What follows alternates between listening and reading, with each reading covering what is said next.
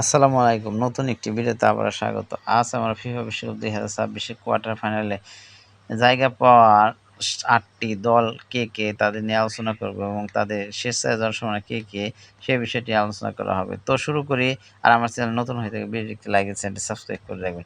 FIFA বিশ্বকাপ ২০২৬ এর quarter ফাইনালে জায়গা করে নেয় সেরা ৮ টি দল হলো France, Morocco, Spain, Belgium, Norway, England, Argentina ও সুইজারল্যান্ড। শেষ ৪ টিকিট পেতে দলগুলো একে অপরের বিপক্ষে লড়বে। কোয়ার্টার ফাইনাল ও সম্ভাব্য শেষ ৪ ফ্রান্স বনাম মরক্কো, তারিখ ১০ জুলাই ২০২৬।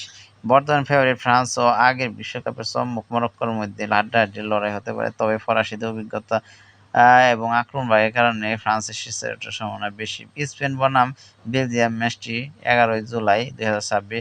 দুই দলই অত্যন্ত ফর্মে আছে। স্পেন নিখুঁত পাসিং ফুটবল বনাম বেলজিয়ামের গতিশীল আক্রমণ। এই ম্যাচে স্পেনের ম্যাচ জয়ের সম্ভাবনা কিছুটা বাড়ে। নরওয়ে বনাম ইংল্যান্ড ১২ জুলাই। নরওয়ের আর্লিং হালান্ড বনাম ইংল্যান্ডের ভারসাম্যপূর্ণ দল।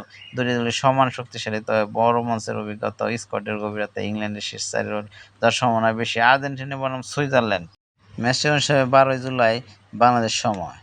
লিওনেল মেসির আর্জেন্টিনা সুইজারল্যান্ডের বিপক্ষে খেলতে নামবে।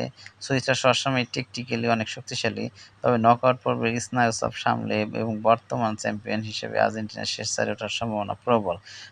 সংক্ষিপ্ত কথায়, শেষ চারে ফ্রান্স, স্পেন, ইংল্যান্ড এবং আর্জেন্টিনা যাওয়ার সম্ভাবনা সবচেয়ে জোরালো বলে আশা করা হচ্ছে।